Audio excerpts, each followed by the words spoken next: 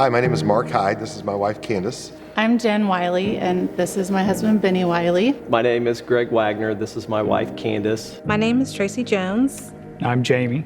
I'm Nick. This is Tara. We're the Lawsons.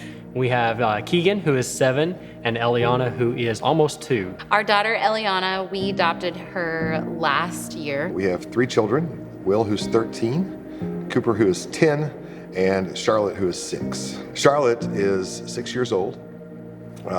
She is from the Democratic Republic of Congo. We have 3 kids. We've got twin boys, they're 14, and we have our little girl who is 6, almost 7, Hope. We have 4 girls, ages 21, 17, 7, and 6. We have 4 kids. 3 are biological. Then Ty is a 3rd grader, and Ty is adopted. We adopted him a few years ago, and then we have 1 extra right now through foster care, and his name is Logan, and he's in 3rd grade also. We were fostering, had several different placements. One of them was a very long placement, and as soon as we had this young man come into our home, we just knew that it was our time to adopt. But then also with that, we also knew that we would continue to foster after that as well. Somebody within the church knew that we were kind of on an adoption process with DHS, and so they approached us and just said, would you be interested in at least finding out more and meeting with this family? And so at the time, we weren't even thinking, baby. We were thinking toddler, out of diapers, up moving around, able to tell us what they wanted. But we prayed about it, we talked about it, and we said, it can't hurt to get more information and see where this leads, and just kind of be open to whatever God may have for us. And so we made the connection, and we met, and it just clicked right away. And there were several things that just kind of proved as confirmation that it was a good setup for us. I felt like the Lord called us to adopt a few years before we actually did. I met a little girl from Ghana that had just come home, and when I held her, I just knew that the Lord was telling us that we had a daughter somewhere and that we needed to go get her. So I came home and told Mark that I was so excited. I was like, we're supposed to adopt this girl, and he was like, I think you misunderstood. And from that point, I just knew I had to stop pushing him and that I needed to start praying for him. I had a group of girlfriends, and we just would pray, and we would pray. And we were actually praying that he would be called to a specific country. I came home one night from work and I said, gosh, I don't know what it is, but I can't get Haiti off my mind. I had no idea that this group of women for over a year had been praying specifically for a family. We thought she was in Haiti the whole time, and she wasn't. She was waiting for us on the other side of the world. And the glorious part of it all is that it was all his timing, right? Like, she wasn't born yet when Candace felt called. She wasn't born yet when these ladies were praying for us. She wasn't born yet when I had that aha moment. She wasn't prepared, and we weren't prepared. Our hearts weren't prepared, our home wasn't prepared, our finances weren't prepared. But God knew he had to plant that seed years in advance of her coming home. And that whole time, our daughter has always been our daughter. She's never not been our daughter. We had to do it on his time.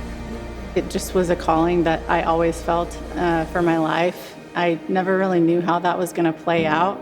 I just had to convince my husband that that's what we were doing, because he was not for it from the beginning.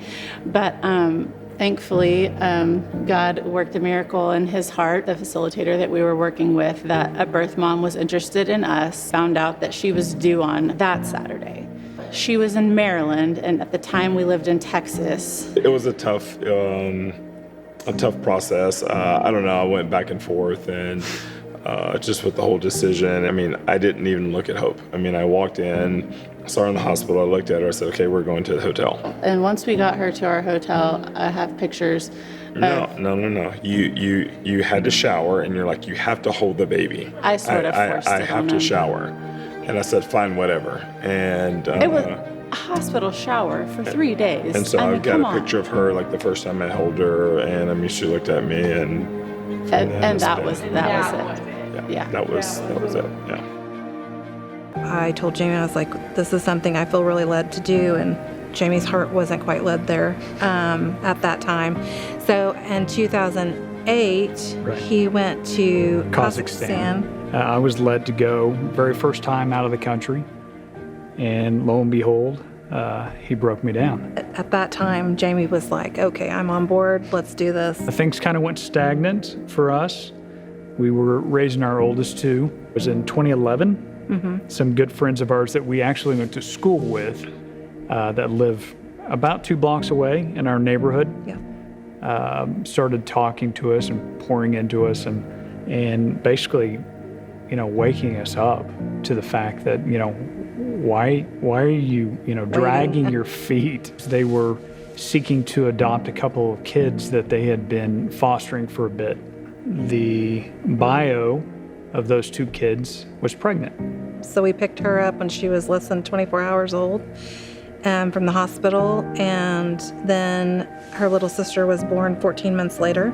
So they have their sisters, their older sisters, Maddie and Claire, and then they also have 7 siblings. And so 3 of the siblings live in our neighborhood, and so they play with all 3 of them often. And we wrapped up a frame, and he unwrapped that on Christmas morning, and that's how he found out that we were going to end up being his forever home. That's when we could see a big change in him. After we got through that point, I think that stability, and he knew that it was going to be forever, made a huge difference. And that's why we knew that, again, it's just confirmation from God that we knew that for whatever reason, he was the one. It's really neat to see how this whole journey has impacted not just our oldest, but then all of our kids and their relationships, and how they've built relationships with these kids that come into our homes, and they're broken, and how they just love on people. And that's just, that's what you want as a parent, is to have your kids that are on this journey with you to be able to do that as well. If you have an expectation of what it's going to look like,